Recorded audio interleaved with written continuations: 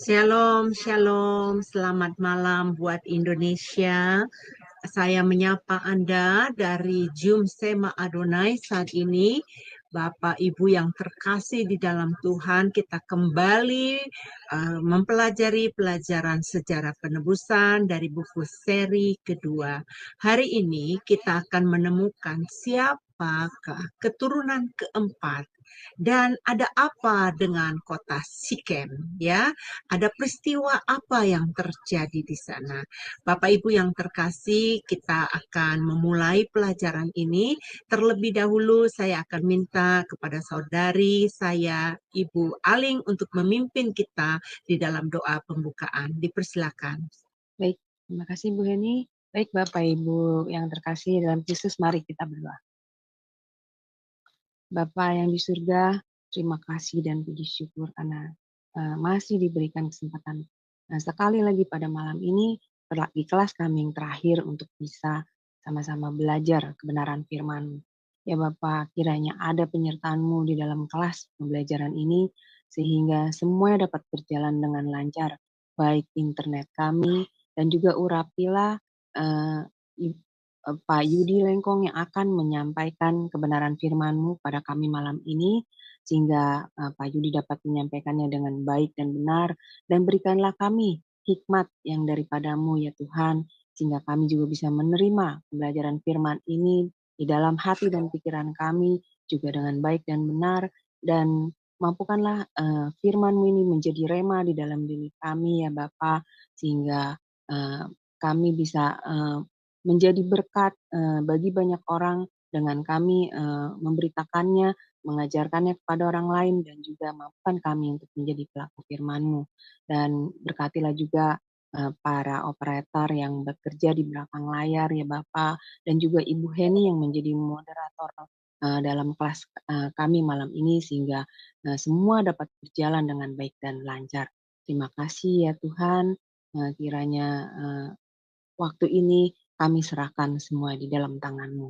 Doa ini kami panjatkan dengan pengantara Tuhan Yesus Kristus, Juru Selamat kami yang hidup. Haleluya. Amin. Amin, amin, amin. Terima kasih untuk Ibu Aling ya yang telah memimpin kita di dalam doa pembukaan. Baik Bapak Ibu, sebelum kita memulai pelajaran kita, mari kita melihat profil dari narasumber kita, Pak Yudi Lengkong. Dipersilakan.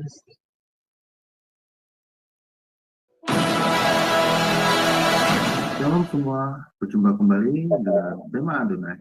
Pada kesempatan kali ini kita akan berkenalan dengan pembicara kita, yakni Bapak Pendeta Yudi M. Lengkong, dan berikut adalah profil singkat dari beliau. Nama lengkap Pendeta Yudi M. Lengkong, Eskom, MD, MTH, Demin. Beliau lahir di Manado pada tanggal 21 Oktober tahun 1979. Alma mater, Sarjana Komputer Eskom di Universitas Bina Nusantara, Jakarta pada tahun 2003. Master of Divinity MD di The Presbyterian General Assembly Theological Seminary, Florida, US pada tahun 2010.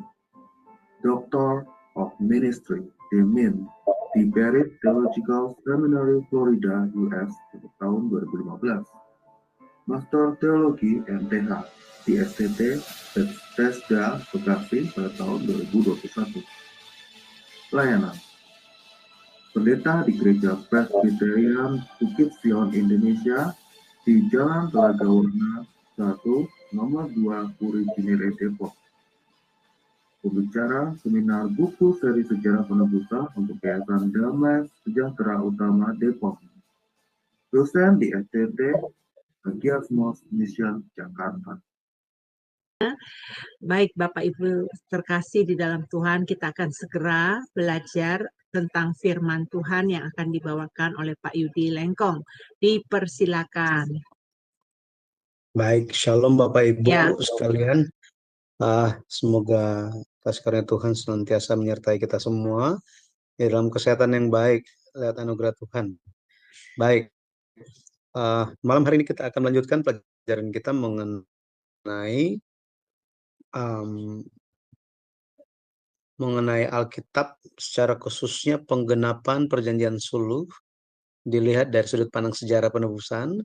Dan ini kita akan mempelajari Alkitab dengan alat bantu buku seri sejarah penebusan yang ditulis oleh Pendeta Abraham Park, khususnya seri yang kedua dengan judul Pertemuan yang Terlupakan, dengan subjudulnya Penggenapan Perjanjian Suluh dilihat dari sudut pandang sejarah penebusan.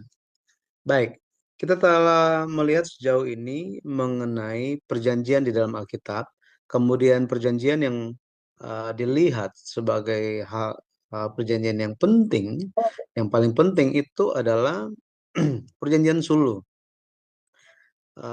Ahli teologia yang bernama Eric Sawyer, dia menyatakan hal ini juga. Kenapa demikian? Karena perjanjian suluh merupakan perjanjian yang ditegaskan di dalam Alkitab, di mana Allah dalam yang dilambangkan lewat suluh berapi, lewat di antara potongan-potongan daging. Dan ini merupakan suatu tindakan perjanjian, praktis perjanjian di zaman dulu yang menandakan bahwa kedua pihak itu ketika sepakat mengenai suatu hal, mereka akan berjalan di antara belahan-belahan daging binatang, dengan arti ketika melanggar, maka orang yang melanggar akan berakhir seperti binatang itu. Dengan kata lain, ini merupakan perjanjian yang mempertaruhkan nyawa. Dalam hal ini, bukan Abraham yang lewat di tengah-tengah, tetapi hanya Allah saja. Hanya Allah saja yang dilambangkan lewat suluh yang berapi. Sehingga kita bisa melihat bagaimana janji Allah itu pasti digenapi. Lebih lagi, perjanjian suluh ini dengan detail menyatakan tentang janji Allah tentang keturunan dari Abraham. Keturunan Abraham akan seperti bintang di langit katanya. Dan keturunan Abraham ini akan memiliki tanah janji. Dan untuk memiliki tanah janji itu ada prosesnya. Ya, ada proses untuk memilikinya. Nah, sebenarnya mengenai perjanjian suluh ini dibahas lebih lanjut lagi dalam buku Pendeta Abraham Park seri yang ke-7, 8 dan 7, 8. Kemudian yang ke-9 juga dibahas, dan juga yang ke-10 khusus berfokus kepada Abraham sendiri. Jadi perjanjian suluh ini merupakan pelajaran yang penting untuk kita ketahui, tapi khususnya untuk orang Kristen tahu. Intinya, perjanjian suluh berbicara tentang keturunan Abraham, bagaimana keturunan Abraham itu kembali ke sorga, memiliki tanah janji. Dan kita telah membahas sampai kepada isi dari perjanjian suluh. Hari ini kita akan melihat bersama-sama mengenai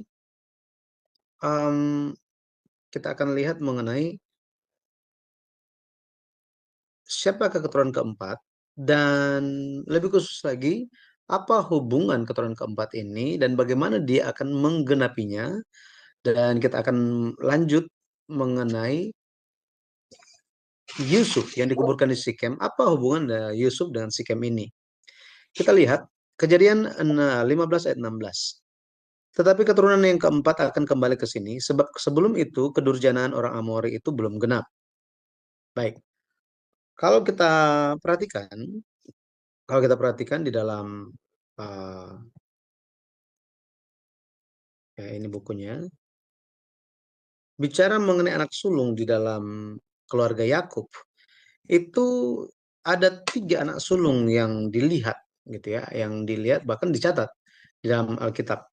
Yang pertama, menurut atau berdasarkan urutan lahir, Ruben adalah anak yang pertama.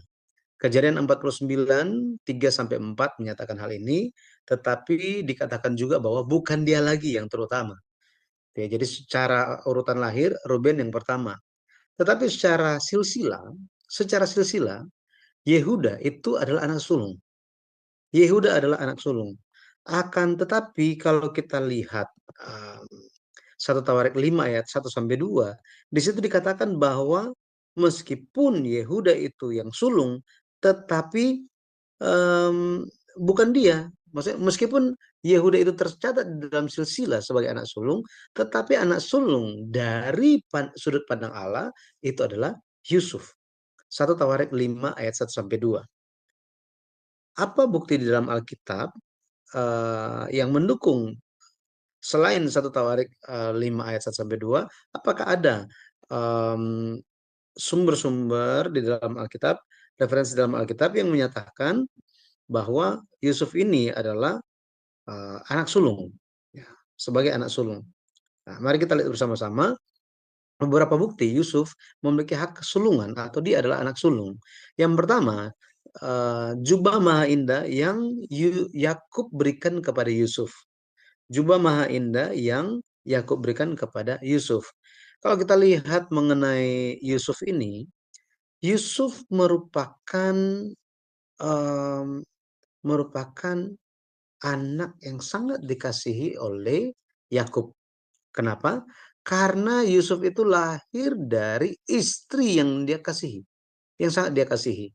Itu adalah Rahel, gitu ya, Rahel. Rahel dia tidak punya anak selama 7 tahun, ya, selama 7 tahun menikah, tidak memiliki anak. Akan tetapi pada akhirnya Allah mengingat Rahel. Allah mengingat Rahel. Kalau kita baca di Kejadian 37 ayat yang ketiga, Yakub mengenakan jubah maha indah kepada Yusuf.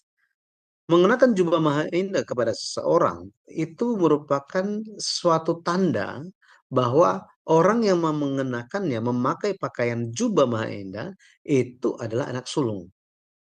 Nah, ini, oke. Di zaman itu dikenalnya seperti itu. Yang kedua itu Zabnat Paanea. Nama Zabnat Paanea yang Firaun berikan kepada Yusuf. Kejadian 41 ayat 45.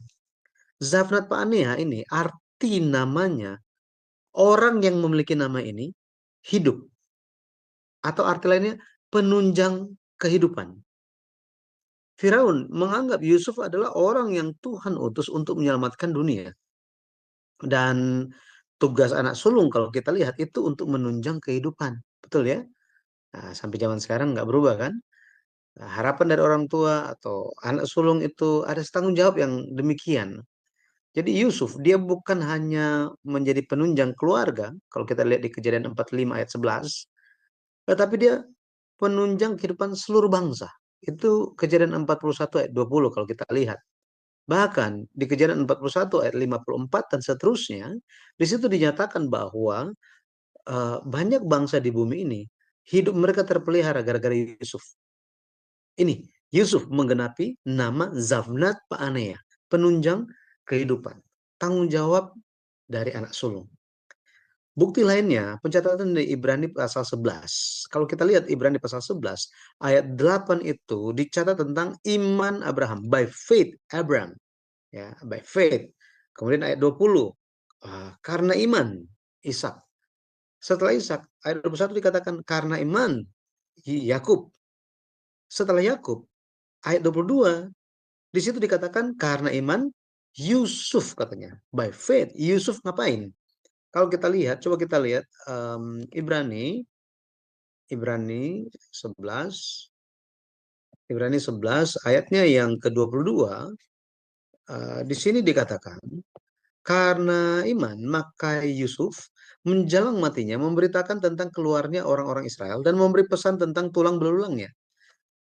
Ibrani pasal 22 mencatat iman Yusuf dari banyak iman, banyak perbuatan iman yang dia miliki. Dengan iman Yusuf yang luar biasa bertahan dari berbagai macam penderitaan dan godaan. Tetapi penulis kitab Ibrani mencatat imannya berhubungan dengan apa? Dengan penggenapan perjanjian sulh. Penggenapan perjanjian sulh. Jadi ini merupakan suatu hal yang menunjukkan bahwa Yusuf merupakan anak sulung. Kemudian bukti yang keempat kita bisa dapati dalam isi berkat Yakub dan berkat Musa. Kalau kita baca di Kejadian 49 ayat 26, Kejadian 49 ayat 26, kemudian Ulangan 33 ayat yang ke-16, di situ dikatakan yang teristimewa. Yusuf itu yang teristimewa. Nazir. Kita semua pernah dengar nazar, betul ya? Nazir.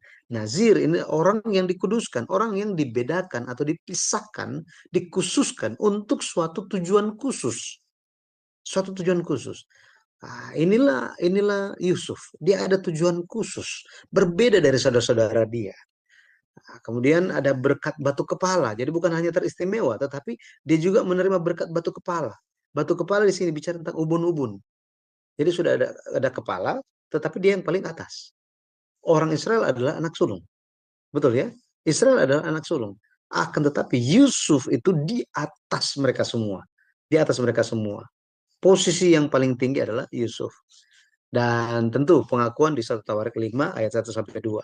1 Tawarik 5, kita lihat ini. 1 Tawarik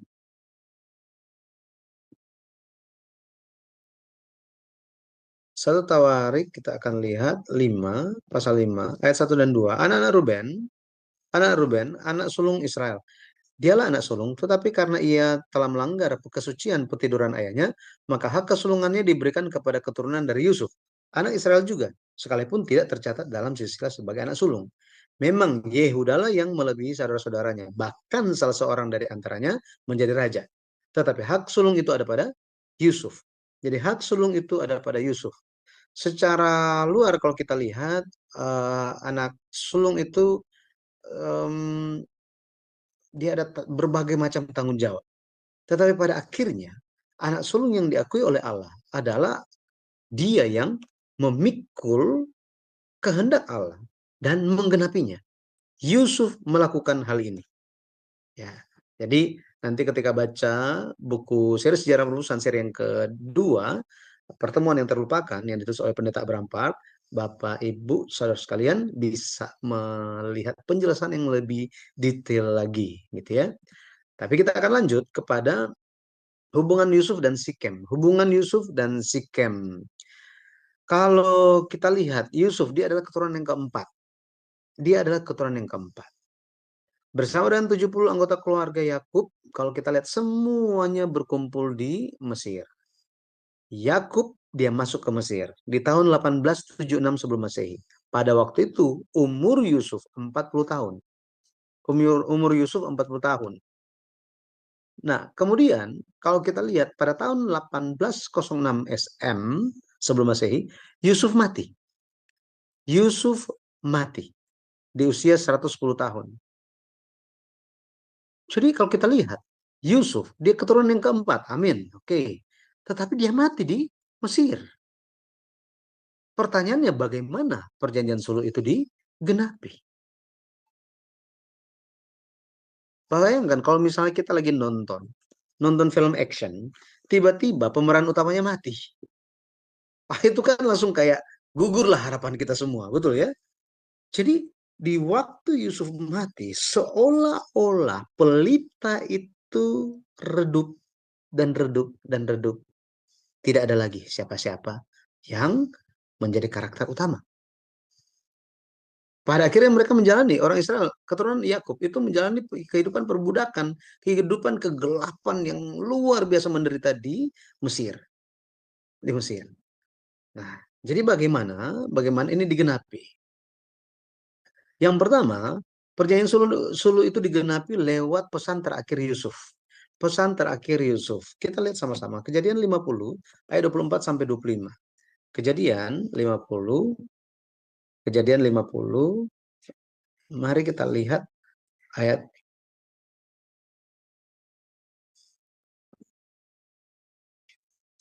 24 sampai 25.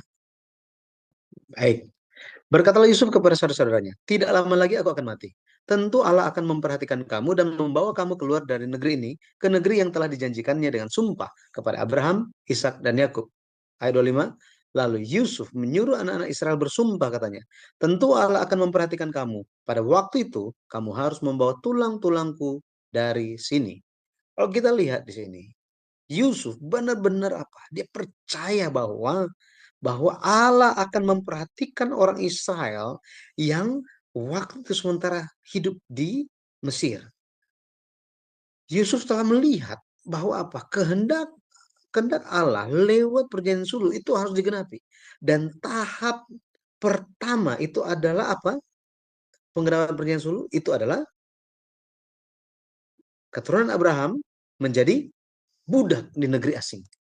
Diperbudak negeri asing. Yusuf, dia sudah tahu bahwa apa?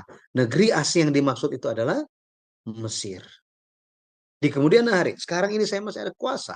Tetapi setelah saya tidak memiliki kuasa lagi, pada akhirnya perjanjian sulh itu akan digenapi. Tetapi di saat yang seperti itu, Yusuf sambil melihat ke depan bagaimana Allah akan menggenapi janjinya, perjanjian sulh ini, dia berbicara dan memberikan wasiat terakhir. Wasiat terakhir. Ini luar biasa. Ya. Kalian harus bawa tulang-tulangku dari sini, katanya. Dan pada akhirnya kalau kita lihat bagaimana perjanjian sulh itu digenapi lewat tulang-tulang Yusuf dikuburkan di Sikem. Yosua 24 ayat 32. Yosua, kita lihat Yosua.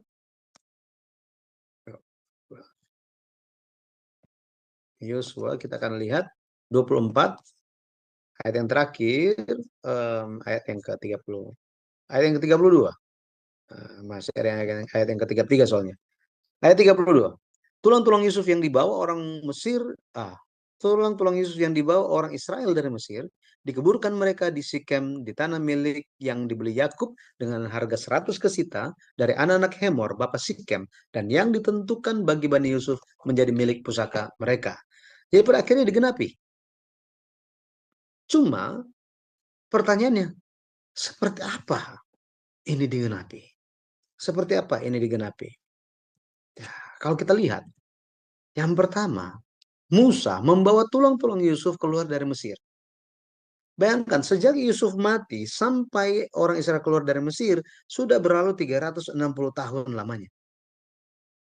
Apakah ada dari antara Bapak Ibu yang masih ingat pesan wasiat terakhir kakek moyang kita, nenek moyang kita 360 tahun yang lalu? Enggak ada ya? Enggak ada yang tahu. Ya. Kenal aja nggak tahu. Kenal aja udah enggak kayaknya. Akan tetapi di sini kalau kita lihat Allah bekerja lewat Musa. Allah bekerja lewat Musa. Pada akhirnya sebelum mereka keluar, Musa mengambil tulang-tulang Yusuf dan pada akhirnya mereka membawa peti mati Yusuf itu keluar. Kita lihat Kejadian Keluaran 13 ayatnya yang ke-19 kita akan lihat. Ayat yang ke-19. Dikatakan, Musa membawa tulang-tulang Yusuf. Sebab tadinya Yusuf telah menyuruh anak-anak Israel bersumpah dengan sungguh-sungguh. Allah tentu akan mengindahkan kamu. Maka kamu harus membawa tulang-tulangku dari sini. Jadi kalau kita lihat, di saat yang sangat-sangat sibuk, sangat-sangat panik. Ya kan? Tetapi meskipun lagi situasi yang sangat gaduh begitu, Musa tidak lupa firman Tuhan. Tidak lupa bagaimana wasiat Yusuf. Dia tidak lupa, gitu ya. Dia bisa ingat gara-gara apa? Tuhan yang kasih ingat, gitu ya. Tuhan yang kasih ingat. Dan pada akhirnya kalau kita lihat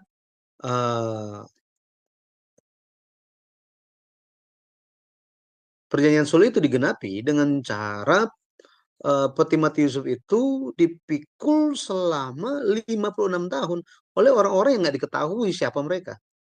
Namanya siapapun nggak tahu. Kalau kita lihat, mereka keluar dari Mesir, mereka Eksodus di 1446 sebelum Masehi. Setelah itu mereka ada 40 tahun perjalanan padang gurun. 40 tahun. Kemudian ada 16 tahun penaklukan tanah Kanan dan bagi tanah. 16 tahun. Setelah itu di tahun 1390 sebelum Masehi, tulang Yusuf dikuburkan di Sikem. Yang tadi kita sudah baca di Yosua 24 ayat 32.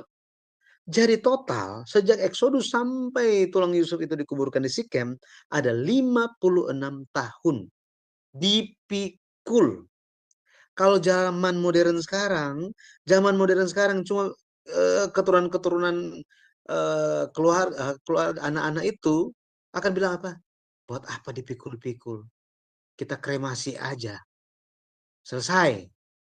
nggak capek, simple, betul kan? Buat apa pikul-pikul begini? Iya kan? Beratnya juga minta ampun. Benar ya, beratnya minta ampun kan? Ingat, Yusuf bukannya rakyat biasa, dia pejabat nomor 2 di zamannya. Maka ketika dia mati, dia pasti di prosesi pemakamannya itu seperti raja-raja, seperti Firaun-Firaun sebelumnya. Makanya di dalam catatan-catatan kuno itu dikatakan bahwa peti mati Yusuf itu beratnya bisa mencapai 1 ton. Bayangkan, ada yang mau volunteer, mau pikul, pikulnya itu aja bukan taruh di roda. Enggak. Emang padang gurun itu jalannya aspal? Enggak. Padang gurun itu berbatu-batu, naik turun gunung. Siapa mau dorong-dorong itu?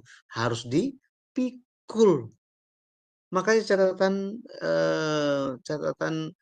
saya lupa catatan di mana dikatakan bahwa peti mati Yusuf itu dipikul bersama-sama dengan tabut perjanjian Allah.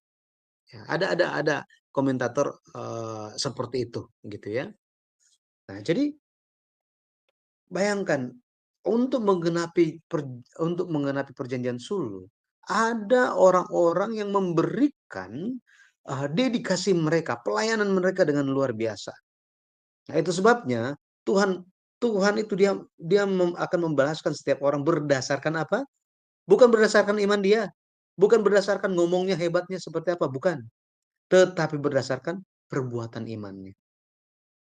Sama seperti Tuhan mengenal orang-orang yang telah mendedikasikan diri mereka memikul peti mati Yusuf sampai digenapi di Sikem, ya, maka Tuhan pun akan mengingat kita semua. Saya percaya demikian dengan iman. Ya, jadi pada akhirnya kalau kita lihat mereka itu bayangkan 40 tahun itu dari sini nih, dari Rameses ini merupakan peta perjalanan di padang gurun. Peta perjalanan di padang gurun yang disusun oleh Pendeta Abraham Park ini merupakan penyusunan yang pertama di sepanjang sejarah dunia. Banyak orang ahli teologi ya, maksimal mereka akan menemukan tempat-tempat itu hanya sekitar dari 42 tempat, itu mereka hanya menemukan paling banyak itu 14 tempat. Tetapi Pendeta Abraham Park langsung pergi ke sana dan cek ini semuanya. Jadi lihat rute mereka seperti ini. Bayangin orang yang pikul itu seperti apa coba. Ya, luar biasa. Jadi dedikasi kita hari ini pun kita pasti dilihat oleh Tuhan. Ketika Yesus datang ke dunia ini, Yesus tidak sendirian. Dia memilih 12 murid. Dia sendiri yang pilih mereka. Tetapi tahu nggak tujuan Tuhan pilih mereka itu apa? Apa tujuan Tuhan memilih mereka? Tujuan Tuhan pilih mereka adalah untuk menyertai Tuhan. Wow. Bukan untuk kita tahunya kan Tuhan beserta dengan saya, Immanuel. Tetapi 12 murid dipilih supaya mereka bisa menyertai Yesus. Untuk ada bersama-sama dengan Yesus dan untuk memberitakan Injil katanya. Untuk menyertai Yesus. Kitab Markus mencatat hal itu. Markus 3 ayat 14. Markus 3 ayat yang ke-14. Markus 3 ayat yang ke-14. Ia menetapkan 12 orang untuk menyertai dia. Betul ya? Untuk menyertai dia. Dan untuk diutusnya memberitakan Injil.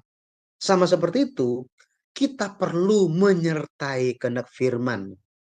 Kita perlu menyertai kehendak firman. Kemana firman pergi, kita harus pergi ke sana. Kita beritakan Injil.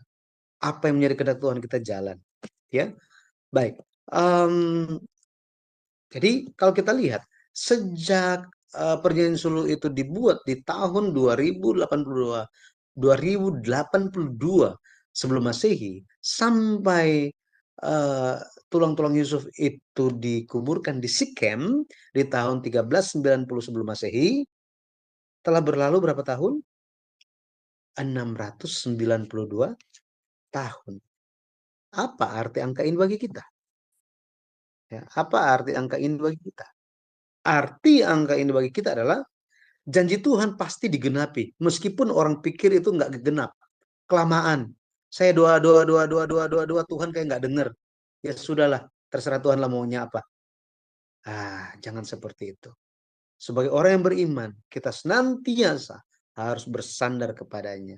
Doa kita tidak dijawab. Hal-hal tidak berjalan sesuai dengan apa yang kita harapkan. Itu semua ada tujuannya bagi kita. Supaya kita mencari kehendak Tuhan. Atau mungkin engkau berdoa tetapi yang engkau doakan hanya untuk memuaskan hawa nafsumu. Atau mungkin engkau berdoa tetapi yang engkau doakan itu tidak sesuai dengan apa yang Tuhan mau. Makanya kita perlu berdoa sesuai dengan kehendak Tuhan. Saya percaya kita belajar Alkitab juga untuk cari kehendak Tuhan. Ya, jadi 692 tahun baru itu digenapi. Haleluya. Baik, kita lanjut mengenai kepentingan Sikem dalam sejarah penebusan.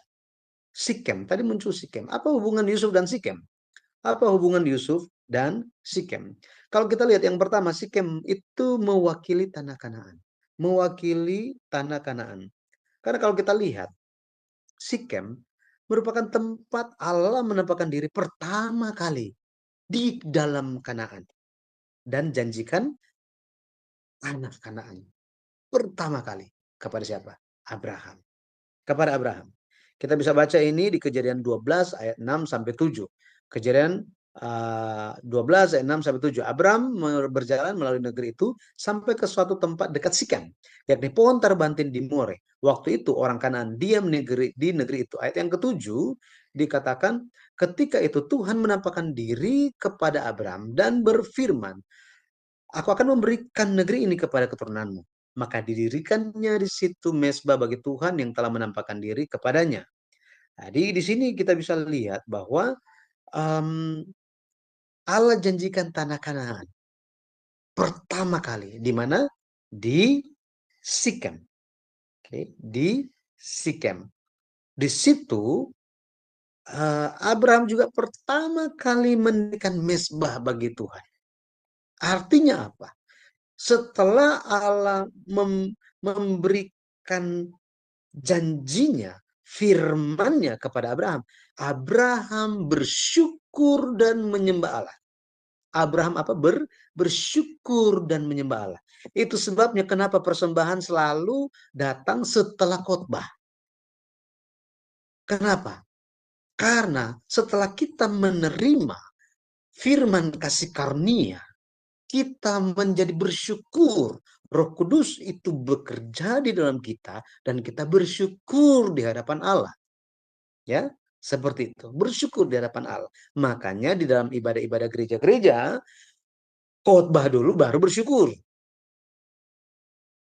Ya, seperti itu. Jadi dengar firman dulu baru bersyukur. Mau bersyukur dulu tanpa dengar apa-apa. Ya, jangan kebalik. Ya, anyway. Kalau kita lihat Sikem itu di mana? Ini saya ambil masih dalam buku yang kedua, ada peta perjalanan hidup Yakub. Peta perjalanan hidup Yakub, ada 17 tempat Yakub itu pernah tinggal. Dia pernah pergi, gitu ya. Pernah pergi. Dan kalau kita lihat Sikem itu ada di sini. Ini Sikem. Tempat yang ke-10, Sikem. Ya. Coba kita zoom lagi. Sikem ada di sini. Ya, Sikem. Jadi dia ada di antara Danau Galilea dan Laut Mati, gitu ya. Dia setelah Betel ini dia naik ke atas terus sampai ke Sikem. Sampai ke Sikem. Jadi Sikem itu mewakili keseluruhan tanah Kanaan. Ya. Jangan lupa ini ya. Yang kedua, Sikem itu tanah yang Yakub wariskan kepada Yusuf. Pertanyaan yang pertama, bagaimana Yakub memiliki tanah Sikem? Dia beli. Jadi pulang dari tanah dari Padan Aram, dia mampir ke Sikem dan beli tanah di situ. Beli tanah di situ. Ya. Kejadian 33 ayat 18 sampai 19. Dalam perjalanannya dari Padan Aram sampailah Yakub dengan selamat ke Sikem di tanah Kanaan. Di tanah Kanaan. Lalu ia berkemah di sebelah timur kota itu. Ayat 19. Kemudian dibelinya lah dari anak-anak Hemor, bapa Sikem, sebidang tanah, tempat ia memasang kemahnya dengan harga 100 kesita. 100 kesita. Nah, kalau kita lihat di sini, Yakub yang menjadi pertanyaan, kenapa dia mesti beli tanah di situ? Kenapa? Karena dari mungkin ada banyak hal yang bisa menjadi alasan, tetapi alasan yang paling mendasar itu karena Sikem adalah tempat Abraham, kakeknya Yakub, menerima janji tentang tanah Kanaan pertama kali. Pertama kali dia terima janji tentang tanah Kanaan di Sikem. Dia tahu bahwa apa?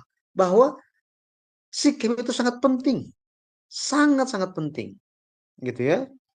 Biasa kan yang pertama sangat penting ya.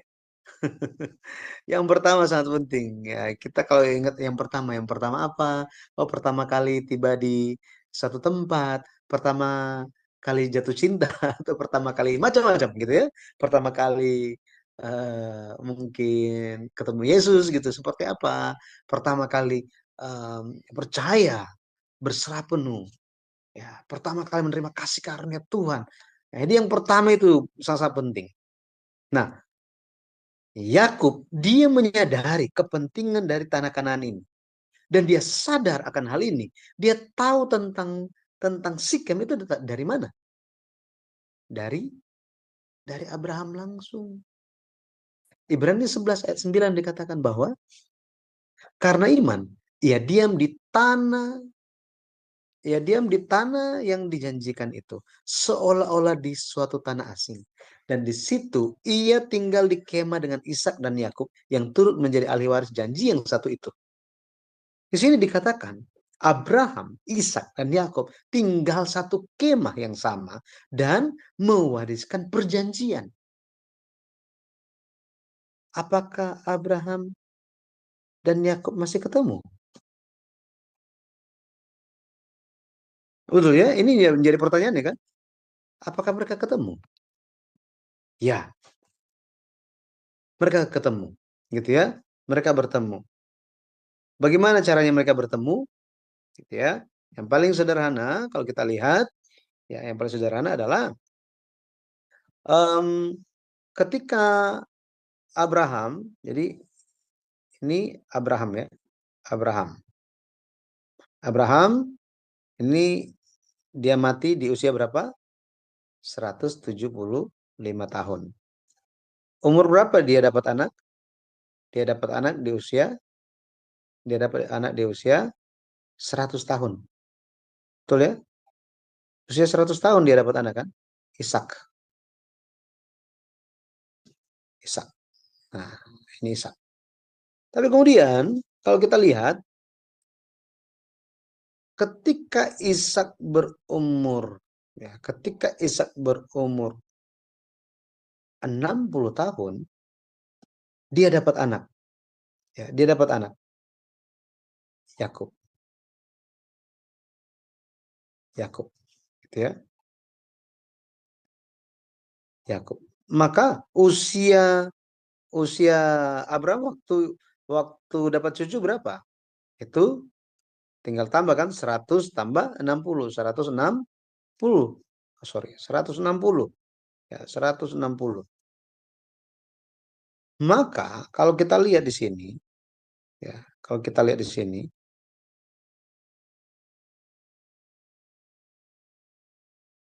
setelah Abraham mendapatkan cucu di usia 160 tahun, Abraham masih hidup 15 tahun. Ya, 15 tahun. Jadi Abraham, Ishak, Yakub hidup semasa Ini selama 15 tahun. Hidup semasa 3 generasi, kakek, ayah, dan anak di bawah satu kemah yang sama. Dan pewarisan iman terjadi. Iman perjanjian. Itu sebabnya Abraham, Yakub, itu sebabnya Yakub dia tahu tentang Sikem itu langsung dari Abraham. Jika tidak lewat Abraham, itu lewat Ishak. Nah, tapi biasanya kalau kita pergi ke rumah kakek kita, biasa kan begitu. Kakek dulu, nah, ya kan? Kakek dulu sampai kapan kita hafal ceritanya itu seperti apa, kakek dulu. Ya. Jadi jangan lupa bahwa 3 generasi Abraham, Ishak, Yakub hidup semasa 15 tahun dan mewariskan iman perjanjian. Ya, mewariskan iman perjanjian. Baik. Oke, kita lanjut. Bentar saya hapus dulu. Ya. Berikutnya kita akan lihat. Ya, kita akan lihat.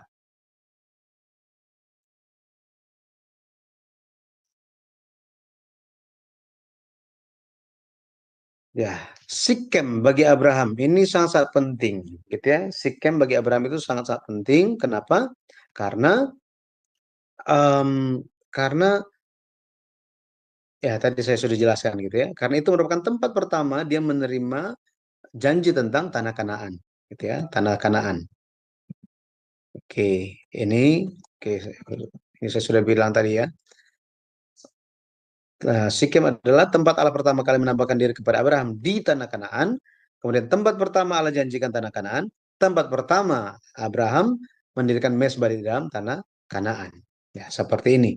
Jadi kalau kita lihat, dia kan Stefanus itu dengan penuh Roh Kudus dia berkhotbah. Ini khotbah terakhir dia di Kisah 7 ayat 15 sampai 16. Dikatakan bahwa lalu pergilah Yakub ke tanah Mesir, di situ ia meninggal, ia dan nenek moyang kita. Mayat mereka dipindahkan ke Sikem dan diletakkan di dalam kuburan yang telah dibeli Abraham dengan sejumlah uang perak dari anak-anak Hemor di Sikem. Di sini dikatakan mengenai Sikem, Stefanus katakan Sikem dibeli oleh Abraham. Padahal Kejadian 33 ayat 18 sampai 19 dikatakan bahwa Yakub yang membeli tanah Kanaan. Yosua 24 ayat 32 pun bicara hal yang sama. Di dalam sejarah Yakub yang membeli tanah Kanaan. Akan tetapi Stefanus dengan kepenuhan Roh Kudus dia sampaikan bahwa Abraham yang beli. Jadi yang mana yang benar? Siapa yang beli? Yakub atau Abraham yang beli? Ya, kalau kita lihat di sini, kita perlu mengetahui kenapa Stefanus berbicara demikian. Stefanus di Kisah Para Rasul pasal 7 sementara menekankan bahwa siapa sih Yesus Kristus itu? Bagaimana janji tentang Mesias ini digenapi di dalam sejarah penebusan? Sejarah Alkitab itu bicara seperti apa tentang Yesus itu? Oh, Yesus itu sudah diceritakan dan terus diceritakan. Iman yang menantikan Mesias itu terus-menerus diturunkan dalam konteks yang sama.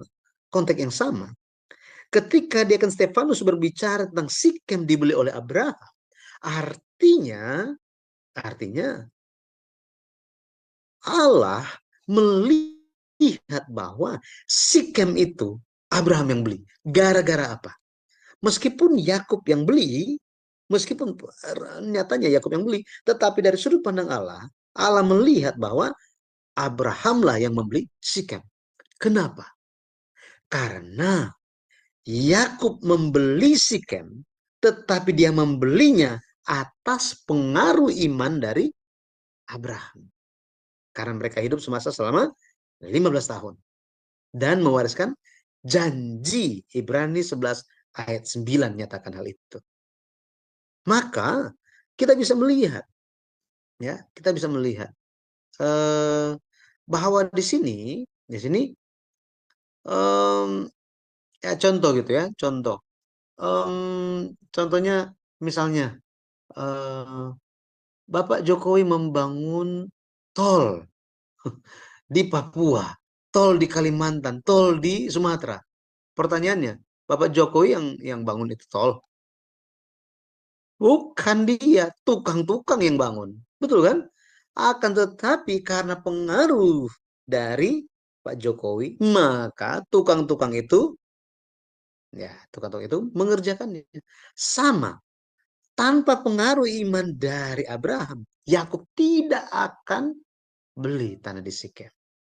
Maka di sini kita bisa melihat bahwa perjanjian Yakub membeli tanah di Sikem merupakan bentuk iman dia, percayanya dia terhadap janji Allah yang diberikan kepada kakeknya. Ya, semoga bisa paham di sini ya. Ya, jadi Abraham yang beli, akan tetapi ya seperti itu. Yakub yang beli. Ya. Iman Abraham memotivasi Yakub untuk memiliki iman akan janji Tuhan mengenai tanah Kanaan. Ya. Jadi dengan iman yang dia terima dari kakeknya, dia beli tanah di Sikem. Oke. Nah,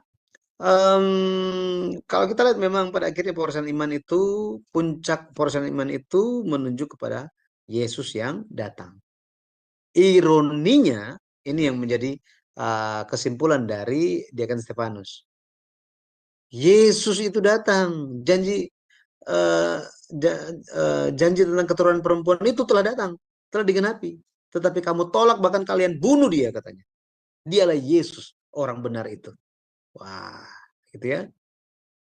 Yesus penggenap firman, realitas dari iman, ya, iman orang Yahudi. Tetapi justru mereka tolak. Ya, mereka tolak. Kisah 7 ayat 51-52. Hai orang-orang yang keras kepala dan tidak bersunat hati dan telinga, kamu selalu menentang Roh Kudus, sama seperti nenek moyangmu, demikian juga kamu. Siapakah dari nabi-nabi yang tidak dianiaya oleh nenek moyangmu? Bahkan mereka membunuh orang-orang yang lebih dahulu memberitakan tentang kedatangan orang benar yang sekarang telah kamu khianati dan kamu bunuh. Itu. Ya. Nah, kemudian Sikem Yakub berikan kepada Yusuf. Ya, Yakub mewariskan tanah itu kepada Yusuf. Iman Abraham telah menjadi satu dengan iman Yakub. Sekarang iman itu diwariskan kepada Yusuf. Diwariskan kepada Yusuf. Kalau kita baca di Kejadian 48 ayat 22, dikatakan di situ Yakub berkata kepada Yusuf, Yusuf, sekarang kepadamu, bukan kepada saudara-saudaramu, kuberikan punggung gunung. Kata punggung di dalam LAI, di dalam bahasa Ibrani, kata punggung itu adalah Sikem. Sikem itu kuberikan kepadamu. Yohanes 4 ayat 5 mengkonfirmasi mengenai hal itu, bahwa ketika Yesus pergi ke Samaria, dia singgah di sumur yang Yakub berikan kepada Yusuf, katanya. Itu di kota Sikar. Nah, kota Sikar ini nama lamanya itu adalah Sikem. Oke. Ini punggung gunung. Ini Kejadian 48 ayat 21. Kata punggung di sini adalah Sikem.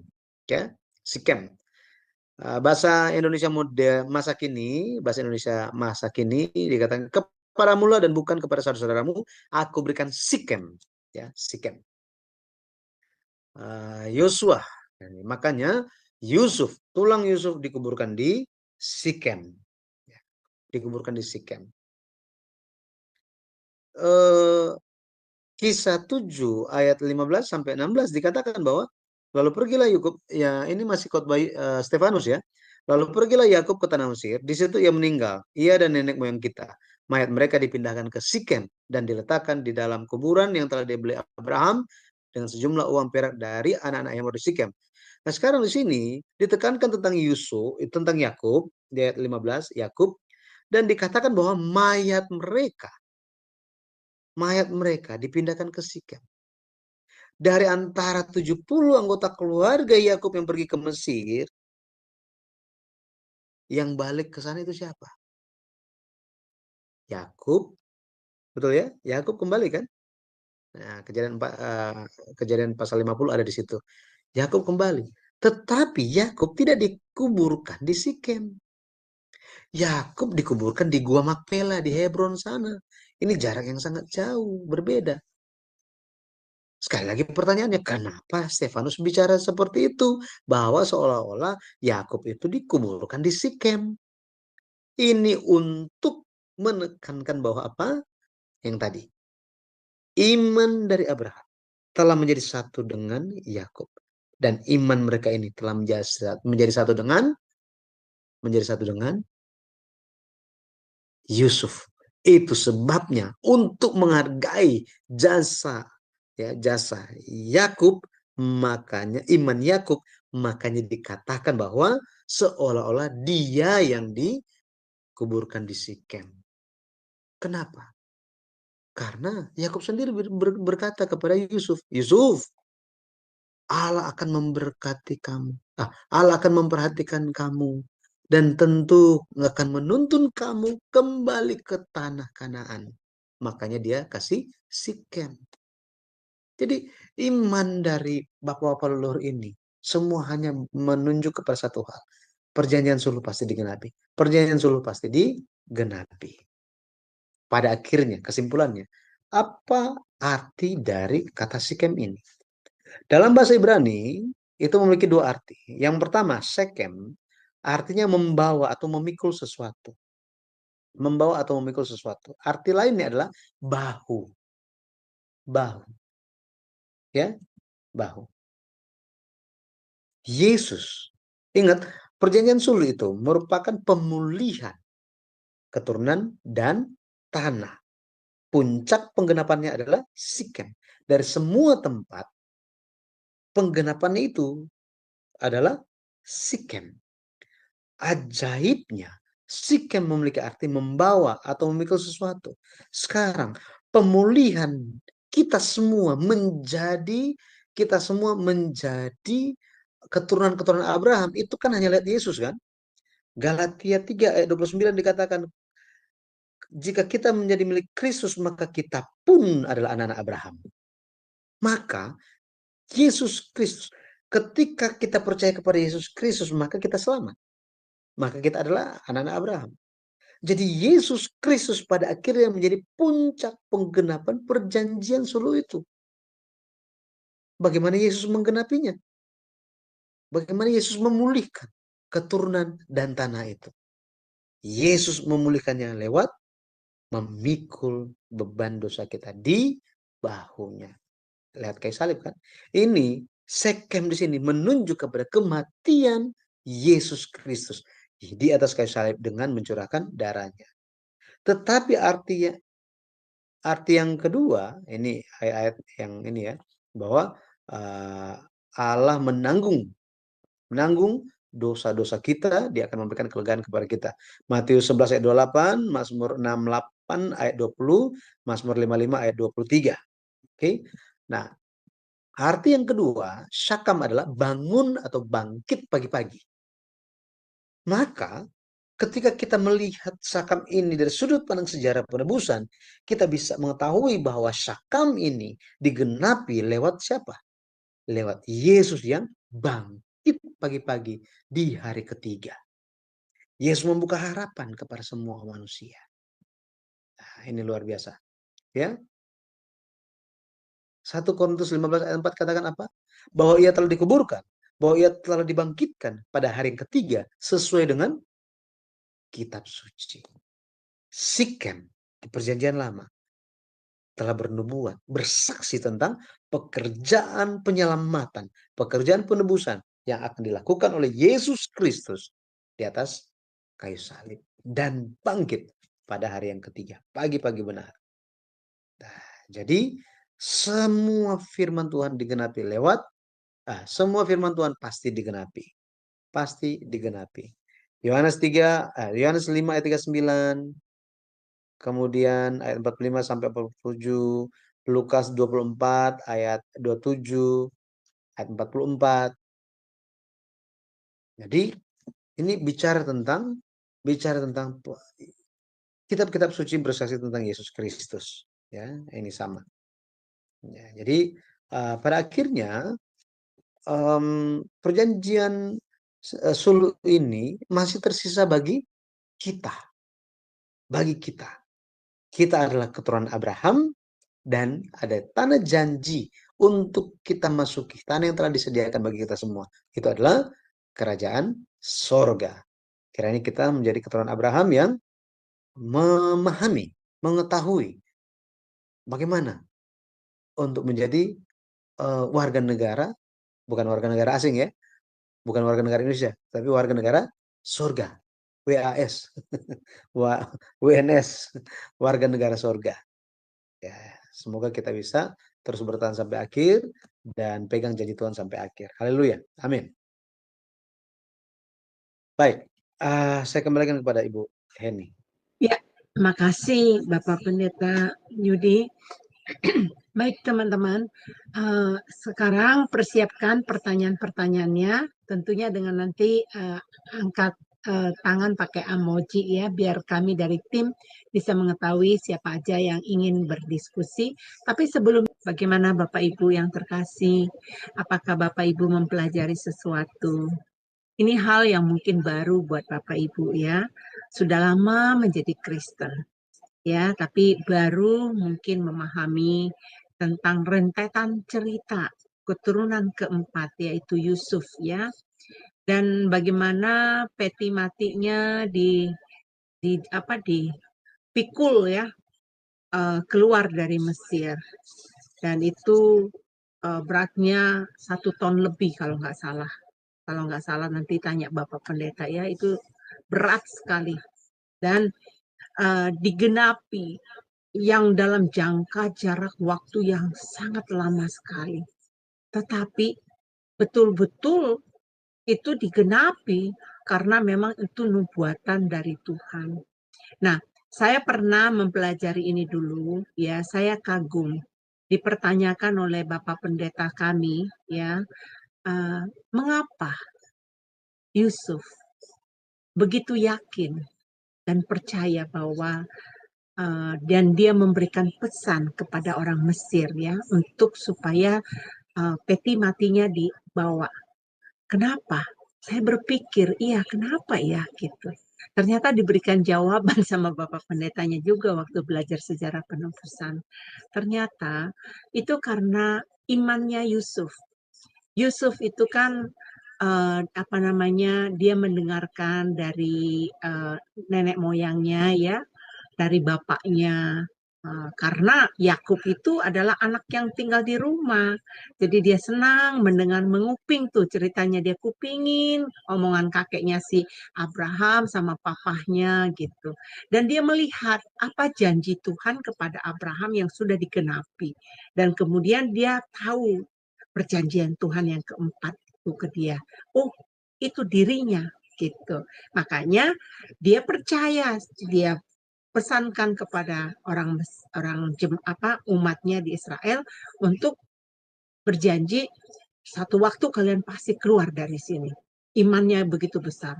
Jangan lupa bawa saya katanya gitu ya, keluar dari keluar dari Mesir ini. Nah, digenapi jadinya. Nah, tadi apalagi saudara-saudara yang Anda bisa pelajari? Ya, itu Bapak Ibu dipersilakan. Apa Aling kira-kira Sister Aling yang Anda pelajarin, Pak Aron? Ya silakan Sister Aling. Iya, maaf Ibu, tadi saya terlempar, jadi ada yang ketinggalan pembelajarannya, saya masuk lagi udah tinggal mau akhir, jadi tangkapnya cuma ya, saya menangkapnya cuma yang terakhir ya, bahwa dari iman Abraham itu bisa membuat Yusuf dan yang sebelum Yusuf siapa ya, itu menjadi, maksudnya kenapa yang tanah itu ya Bu tadi isikan itu sebenarnya kan yang beli itu adalah Abraham, tetapi kemudian jadi dituliskan seolah-olah Yakub ya yang membeli, tapi saya menangkapnya sih, tapi karena iman dari Abraham yang diturunkan kepada Yakub, seperti itu sih Bu. Jadi ya Iya. memang iman itu memang penting ya Bu untuk diturunkan pada generasi-generasi ke bawah kita gitu. Saya nangkepnya seperti itu. Supaya itu terpelihara gitu, iman itu bagi anak umat Tuhan. Seperti itu sih saya nangkepnya. Ya, Iya. terima kasih. Tapi Sister Ali udah mengerti jadinya yang Stefanus mengatakan bahwa si Abraham, sedangkan di kitab itu Iya, iya. perjanjian. Udah ngerti? Iya, itu. Saya nangkepnya ya karena iman yang diturunkan itu kan Ibu yang betul ya, itu. Jadi Mungkin kita minta kepada Bapak Pendeta Yudi untuk menjelaskan dikit lagi. Siapa tahu apa orang yang ini bisa mendengar ulang ya. Disilakan Bapak Pendeta Yudi. Ya tadi Ibu Aling udah sampaikan, jadi itu mengenai pewarisan iman gitu ya.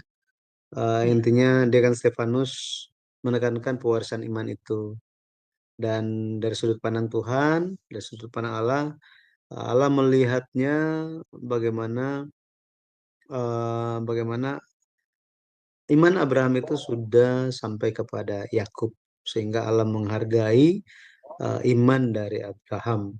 Kemudian mengenai Yakub, bahwa Yakub dilihat sebagai sosok yang dikuburkan di Sikem. Bagaimana Allah menghargai bahwa Sikem itu dipercayai oleh Yakub, merupakan bentuk imannya kepada dia beriman kepada janji Tuhan. Pada akhirnya dia wariskan kepada Yusuf, orang yang dia yakin, yang dia bisa melihat bahwa kehendak Allah itu ada pada Yusuf, sehingga dia wariskan Sikem itu kepada Yusuf. Jadi memang kalau kita lihat khotbah Deacon Stefanus di Kisah Para Rasul pasal 7, ini merupakan khotbah yang berkesinambungan dari zaman ke zaman mengenai seperti apa janji Tuhan itu terus-menerus diwariskan dan diwariskan. Semua hal yang mereka hadapi, sejarah orang Israel itu, tujuannya adalah untuk mempersiapkan panggung kedatangan Yesus Kristus.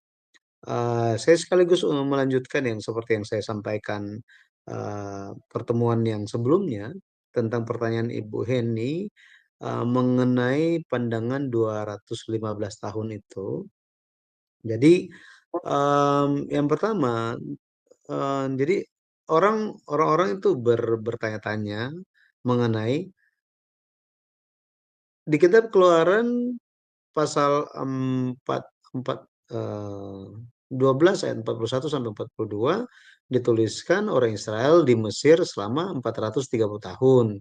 Tetapi nubuat firman yang disampaikan Allah kepada Abraham itu mereka katanya hanya 400 tahun di Mesir. Jadi yang mana 400 atau 430?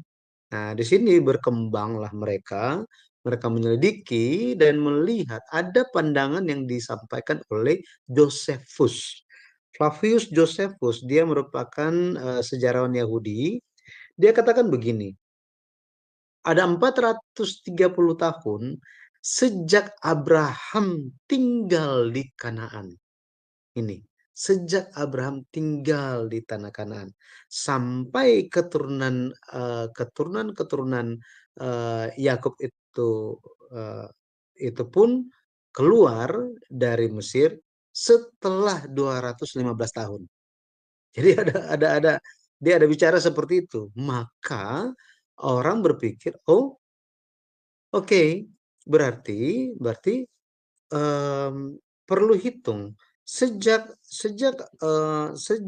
Abraham itu tiba, itu sejak Abraham itu tiba di tanah Kanaan sampai Yakub itu nyampe di tanah Kanaan, di tanah Mesir, itu berapa tahun? Jadi mereka hitung tuh. Cara mereka hitungnya adalah Abraham berumur 75 tahun ketika tiba di tanah Kanaan. Kemudian dia dapat anak di usia 100 tahun, berarti itu kan 25 tahun. Ya, 25 tahun. Kemudian Ishak dapat anak Yakub itu usia 60 tahun. Nah, ini kita jumlahkan. Berarti sejak Abraham itu umur 75 tahun dia nyampe di tanah Kanaan sampai dia dapat cucu itu ada 85 tahun kan? 85 tahun. Kemudian ketika Yakub berdiri di hadapan Firaun, Yakub umurnya 130 tahun. Ditambahin itu 130 ditambah dengan 85 itu kita akan dapat 215, benar ya? 215. Ya, 215 tahun. Nah, maka 215 tahun itu sampai kepada Yakub pergi ke Mesir, maka karena Josephus bilang bahwa itu dihitung 430 tahun sejak Abraham itu tiba di tanah Kanaan, maka 430 tahun dikurang yang tadi tuh 25 tambah 60 tambah 130. Jadi 430 dikurang 215 tahun, maka kita akan mendapatkan 215 kan? 215. Maka sisa 215 ini apa? Ini adalah waktu dari Yakub injak tanah Mesir sampai Musa keluar dari tanah Kanaan. Musa keluar dari tanah Mesir. Gitu ya, Exodus. Jadi mereka katakan bahwa yes, 215 tahun itu adalah yang paling tepat. Tapi ini sebenarnya nggak sesuai dengan Alkitab. Kenapa? Karena kita sudah hitung sama-sama kan? Allah memberikan perjanjian sulh itu bukan di Kejadian pasal 12, tetapi di pasal 15. Which is sudah berlalu, waktu sudah berlalu itu sekitar 9 tahun. Iya kan? Sudah sekitar 9 tahun. Sehingga dan ketika bicara tentang 400 tahun nubuatan, 400 lamanya orang Israel, keturunan Abraham akan menjadi budak di Mesir, itu satuan waktu adalah bukan keturunan, tetapi 400 tahun. Kemudian generasi keempat. Ini bukan bicara tentang umur. Jadi ada orang langsung, 400 tahun di Mesir. Terus 4 generasi, 4 keturunan. Berarti satu generasi 100 tahun. Ini langsung pas nih. 4 generasi kan? 400 tahun. Ini udah pas ini, udah nggak usah dibicarain lagi, nggak usah capek-capek pikirin lah. Ini matematika yang sangat sederhana. 400 tahun, 4 generasi. Nih, pas. Tetapi itu salah kaprah dan tidak paham akan firman Tuhan. Kenapa? Karena satuan 400 tahun, ini adalah tahun. Memang bicara tentang lama jangka waktu. Tetapi 4 generasi, kata dor di situ, 4 generasi keempat, bicara mengenai usia seseorang ketika mendapatkan anak sulung. Abraham memang dia umur 100 tahun ketika dia dapat anak. Tetapi ketika Ishak dapat anak itu bukan 100 tahun. Itu umur 60 tahun kan. Yakub dapat anak itu umur 76-an tahun dia dapat anak. 70-an tahun dia dapat anak. Bahkan kalau kita lihat itu special case. Di Kejadian pasal 11 usia memperanakan itu rata-rata 30 tahun. Ya. Jadi 400 tahun dan 4 generasi ini nggak nyambung. Ini bicara hal yang berbeda, gitu. Nah, jadi ada pandangan-pandangan yang seperti itu, tetapi semua tidak alkitabiah. Memang ada banyak referensi, tetapi Pendeta Abraham Park ajak, mari kita lihat Alkitab. Mari kita kembali, lihat Alkitab, lihat firman dulu. Banyak orang cuma banyak kumpulin referensi, banyak luar biasa. Jadi yang dibahas itu referensi. Saya pergi ke Bali, ketemu dengan mantan bishop gereja Protestan Bali. Nah, di awal tahun, dan dia memberikan kesaksian ini di ketika buka acara seminar di Bali. Dia bilang begini, saya sudah emeritus, saya doktor juga, saya dosen juga di dunia teologi, dan saya tahu dunia saya. Semua pendeta-pendeta itu pun tahu. Sebelum kita susun khotbah, hal yang kita lakukan apa? Kita buka buku referensi. Setelah itu apa? Kita baca, lihat. Jadi kita tentukan topiknya apa, baru kita cari referensi. Menurut ini apa, menurut itu apa, menurut ini apa, menurut itu apa, kumpul semuanya. Baru disusun. Jadi yang dikhotbahkan adalah komentar dari ahli teologi, bukan firman Tuhan. Ini dia sampaikan sendiri. Tetapi lewat seminar sejarah penebusan dia memberikan pengakuan bahwa memang harus kembali ke Alkitab. Dan dia sangat bersyukur dia menemukan buku yang membahas Alkitab. Membantu untuk umat Kristen di seluruh dunia, khususnya Bali, khususnya diri dia pribadi, untuk mulai menyusun khotbah, mulai sharing itu berdasarkan firman Tuhan. Dan dia menggunakan buku sejarah penebusan sebagai alat bantu untuk lebih memahami Alkitab. Dan ada banyak pendapat yang mirip seperti beliau ini. Nah, jadi seperti itu Ibu ya. Jadi semoga kita tahu itu kenapa 215. Jadi kalau di internet saya cek juga seperti itu. Sebenarnya ada buku yang mungkin bisa menjelaskan lebih lagi. Ya, tapi saya cari bukunya ternyata saya itu ada di seri yang buku pembahasan yang ketiga. Saya cuma ada saya ada 2, 3, 5. Yang 4-nya ini yang entah kececer kemana gitu.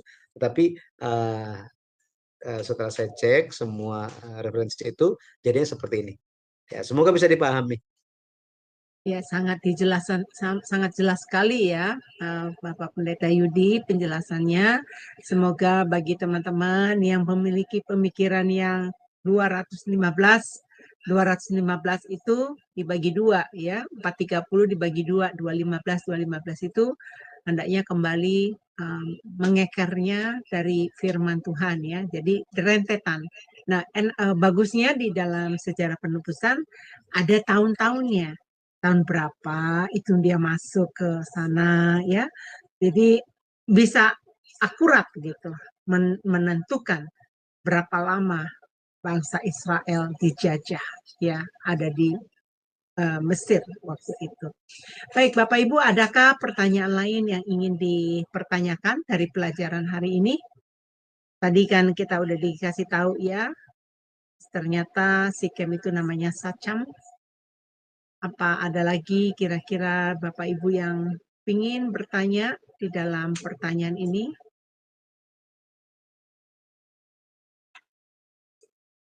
Kayaknya mereka sudah pada paham ya.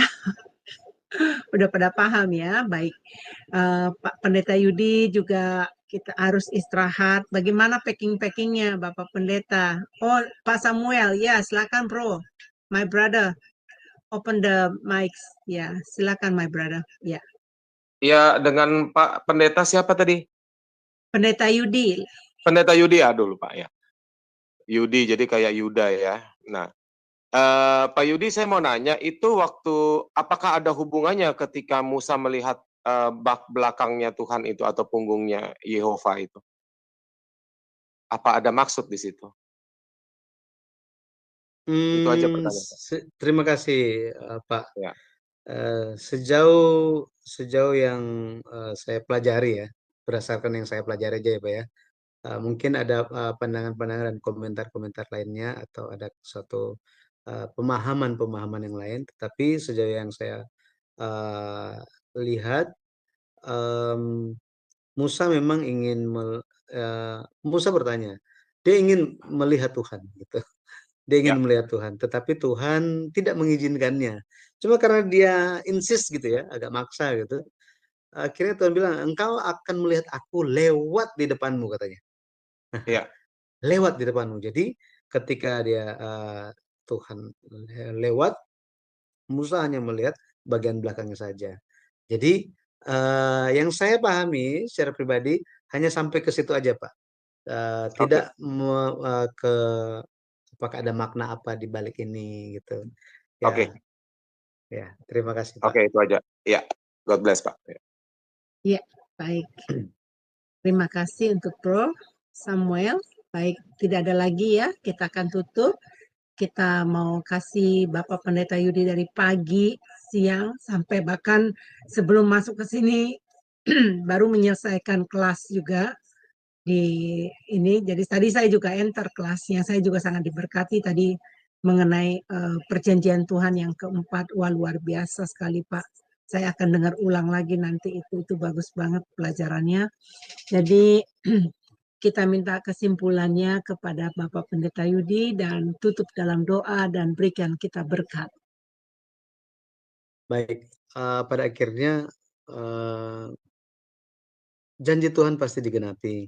Dia akan datang kembali dan akan memberikan upah kepada setiap orang yang menantikan Dia. Ya, saya sangat bersyukur. Mari kita terus uh, bertumbuh bersama-sama di dalam pengenalan akan Tuhan, dan dengan demikian kita pun bisa mempersiapkan diri kita dan saling membagikan berkat seperti yang Tuhan Yesus lakukan. Dia memanggil murid-muridnya 12 orang itu dan memberikan tugas kepada mereka untuk menyertai Tuhan dan untuk memberitakan Injil. Hari ini kiranya kita pun bisa mengiringi kehendak Tuhan, kehendak firman Tuhan sampai akhir kita beritakan Injilnya. Nah, kiranya Shema Adonai ini terus diberkati dan juga diberkati setiap orang yang mengikutinya. Mari kita berdoa. Allah Bapa yang hidup, kami mengucap syukur atas kasih-Mu. Malam hari ini ya Bapa, Engkau telah memberikan kami kesempatan untuk mendengarkan firman-Mu. Kiranya ya Bapa, Engkau yang dimuliakan lewat pelajaran ini, dan Engkau pun yang akan senantiasa menyertai kehidupan kami. Bapa, ketika kami melihat firman-Mu, kami percaya bahwa setiap janji-Mu, setiap firman-Mu pasti akan digenapi.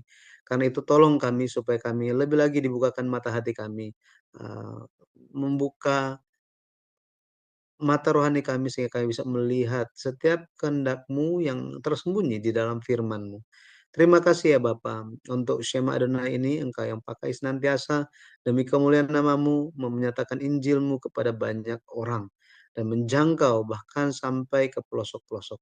Terima kasih ya Bapa bagi kami semua yang mengikuti kelas ini. Kiranya Engkau yang akan mencurahkan kasih karunia-Mu, berkat-Mu dan penyertaan-Mu ya Bapa. Dan biarlah setiap hal yang sedang kami hadapi hari ini, Engkau pun akan membantu kami bisa melaluinya. Kami percaya Engkau akan menjaga anggota keluarga kami, Engkau tetap memegang iman kami, iman anggota keluarga kami, dan Engkau akan terus menyertai sampai iman kami bisa nyata, dan kami pun bisa bertemu dengan Tuhan di hari akhir. Terima kasih ya Bapa, kami menyerahkan sisa hari ini dalam tangan-Mu yang penuh kasih, di dalam nama anak-Mu Yesus Kristus, di dalam nama Tuhan Yesus Kristus, kami berdoa dengan penuh ucapan syukur. Amin. Terima kasih. Amin, amin, amin. Bapak Pendeta Yudi, harapan kami Bapak menjaga kesehatan. Kami tahu Bapak sedang sibuk packing-packing untuk misi pelayanan Bapak ke Malang. Jaga kesehatan Pak, kami tahu Bapak punya banyak sekali tugas ya. Jadi kami berharap untuk minggu depan Bapak lebih fit lagi kondisinya ya untuk bisa balik masuk di dalam pembelajaran sejarah penebusan di tempat ini. Bapak Ibu, sebelum kita berakhir, izinkan saya untuk menayangkan sesuatu ini.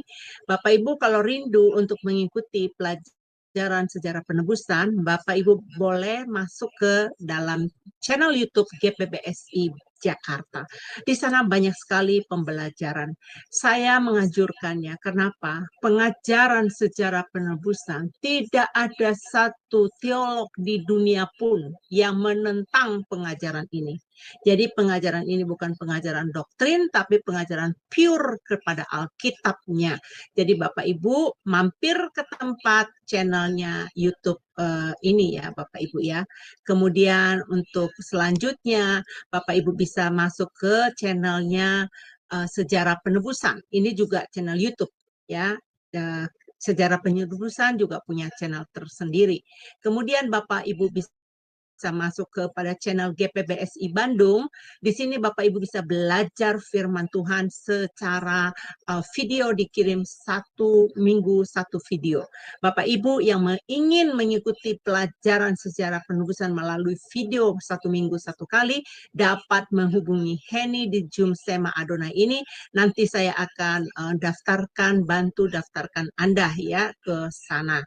Nah, Bapak Ibu yang terkasih, saya mengucapkan terima kasih atas kehadiran Bapak Ibu semua. Izinkan operator untuk men-end-kan dan sampai ketemu untuk Jumat yang akan mendatang. Tuhan memberkati.